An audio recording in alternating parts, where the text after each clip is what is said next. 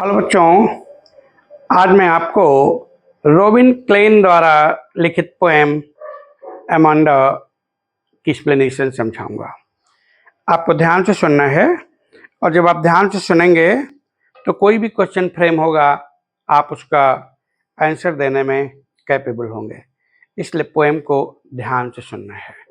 बेटा, अमांडा एक लड़की का नाम है, छोटी बच्ची का नाम है और यह चाइल्ड साइकोलॉजी पर लिखित एक पोएम है। बच्चों के मनोविज्ञान पर यह पोएम लिखी गई है। इसमें ऑस्ट्रेलियन पोएट हैं रॉबिन क्लेन और उन्होंने वहाँ की संस्कृति के आधार पर यह पोएम लिखी है। आपको ध्यान से पढ़ना है कि एक माँ अपने बच्चे को डांटती है, लेकिन बच्चा स्वच्छंद रहना चाहता है, वो स्वच्छंदता में ही अपना जीवन देखना चाहता है और माँ चाहती है कि बच्चा मेरा कहना माने। तो देखिए बच्चे पर क्या उसका प्रभाव होता है। संपूर्ण पोएम विद एक्सरसाइज मैं आपको समझाऊंगा, आपको ध्यान से सुनना है। माँ बोलती है, don't bite your nails Amanda, don't hunch your soldiers Amanda, stop the slouching and sit up straight Amanda. देखिए बेटे, don't bite your nails Amanda, don't hunch your soldiers, stop the slouching and sit up straight Amanda. बेटा, bite का मतलब है काटना, hunch का मतलब है कंधों को ऊपर उठाकर शरीर को नीचे झुकाना। क्लियर? स्ट्रेट का मतलब है सीधा और बेटा स्लाउचिंग का मतलब है टेढ़ा होकर बैठना, झुक कर बैठना। क्लियर बेटा? एक एक वर्ड की एक्सप्लेन बेटा मैं करूंगा, आपको ध्यान से सुनना है। पहले मैं बिल्कुल केवल वर्ड बाय वर्ड बताऊंगा, उसके बाद उसकी डिटेल करूंगा जिससे कि आपको समझ में आ जाए। Don't bite your nails Amanda, don't hunch your soldiers Amanda, stop the slouching and sit up straight Amanda. माँ कहती है, Amanda don't bite your nails Amanda, Amanda अपने दांतों से नाखूनों को न काटो। अमांडा अपने कंधों को नीचे गिराकर मत झुकाओ। Stop slouching and sit up straight, slouching माने झुक कर बैठना, झुक कर बैठना बंद करो और सीधे तन कर बैठ जाओ अमांडा। ऐसा माँ उससे डांटती हुई कहती है, बच्चे को डांटती हुई उसकी माँ बोलती है। अब सेकंड पैराग्राफ में है बेटे, there is a languid emerald sea where the soul imitant is me, a mermaid drifting blissfully। बेटे, लैंग्विड का मतलब होता है शांत। पेन और कॉपी ले लीजिए, आप लिख लेना बेटे मीनिंग।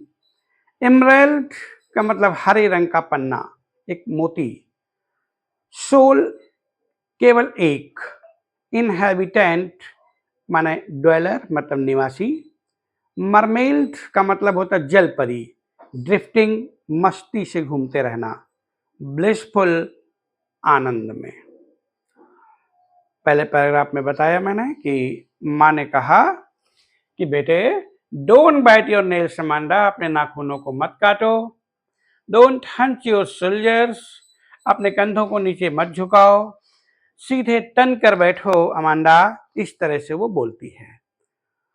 तो there is languid emerald sea where the soul immigrant in me it murmurs drifting blissfully। Amanda अपनी माँ की बातों का बिल्कुल ध्यान नहीं देती और अपने स्वप्न रूपी संसार में खो जाती है। सी इमेजिन्स, वो कल्पना करती है कि where the soul immigrant to me emerald sea a mermaid drifting blissfully, वो कल्पना करती है एक शांत और पन्ने की तरह हरा फैला हुआ समुद्र हो और वहां मैं विचरण करूं और उसके एक टापू पर केवल अमांडा को छोड़कर और कोई निवासी न हो। ड्रिफ्टिंग ब्लिसफुली, जहां वह स्वच्छंद रूप से आनंद में एक जल परी की तरह इधर उधर घूमती रहे। फिर एक बार सुनिए बेटे, अमांडा अपनी बातों का ध्यान नहीं दे, अपनी माँ की बातों का ध्यान नहीं देती। वो कल्पना करती है कि एक शांत और पन्ने की तरह फैला हुआ समुद्र हो और उसके टापू पर केवल अमांडा के अतिरिक्त कोई न हो, वहां वो स्वच्छंद रूप से एक परी की भांति इधर उधर घूमे। बेटे third paragraph, did you finish your homework Amanda? Did you tidy your room Amanda? I thought I told you to clean your shoes Amanda. फिर मां कहती थर्ड पैराग्राफ में, थर्ड स्टेजा में, did you finish your homework Amanda? Amanda क्या तुमने अपना homework कर लिया? Did you tidy your room Amanda? Amanda क्या तुमने अपना कमरा साफ सुथरा कर लिया, कमरा क्लीन कर लिया?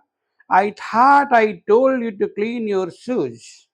जहां तक मुझे याद है मैंने आपसे आपके जूते साफ करने के लिए कहा था अमांडा, लेकिन अभी तक तुमने वो साफ नहीं किए हैं, ऐसा क्यों? ऐसा क्यों?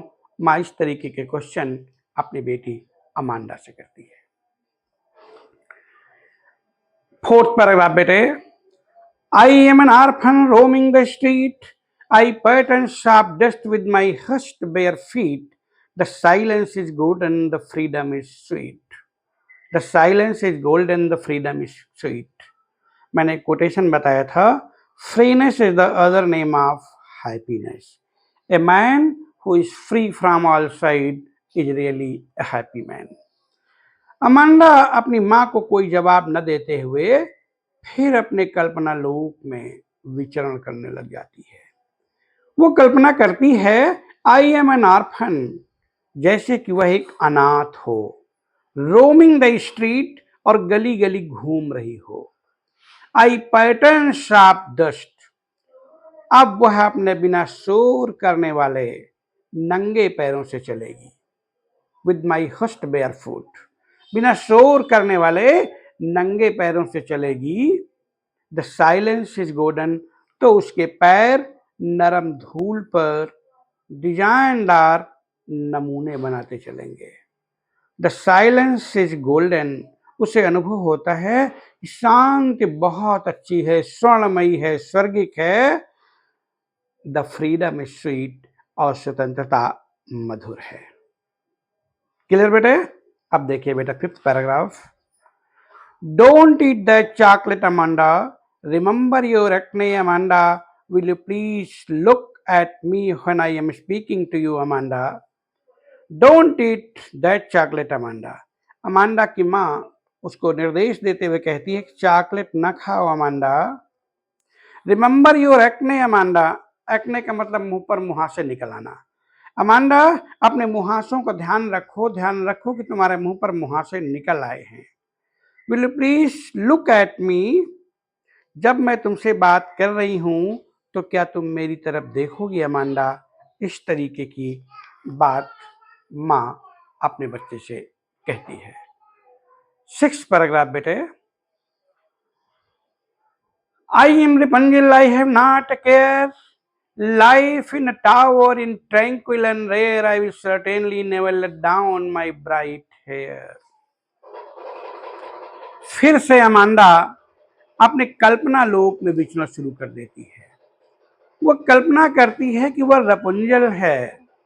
बेटा केयर माने परवाह करना, टावर माने मीनार।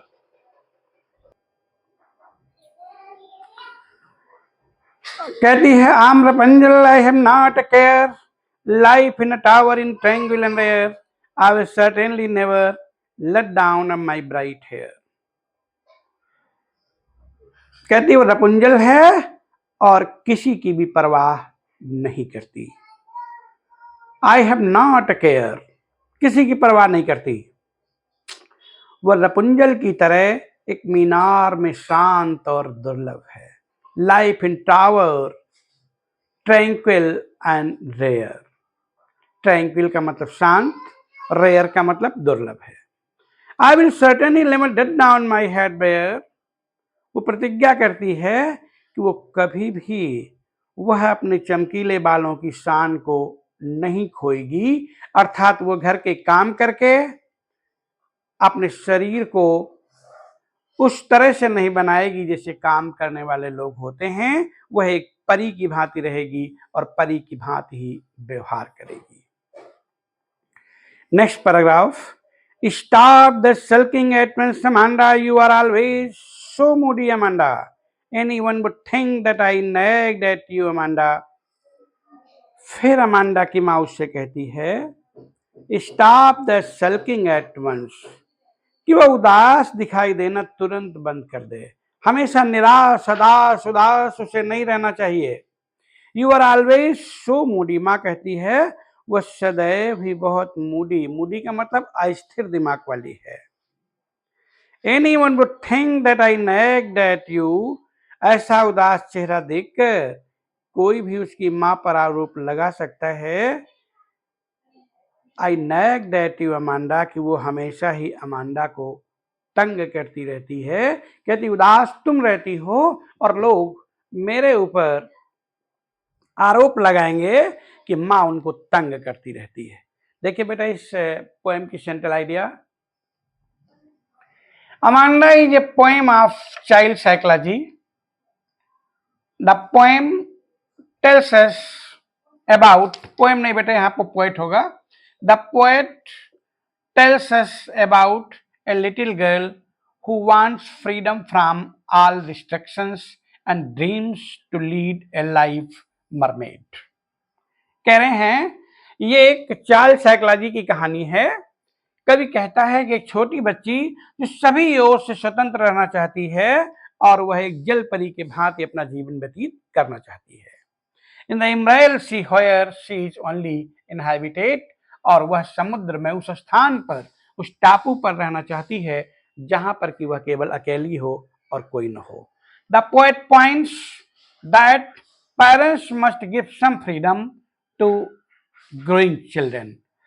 कभी कहता है कि पेरेंट्स को भी चाहिए कि बढ़ते हुए बच्चों को, ग्रोइंग बच्चों को कुछ स्वतंत्रता दें।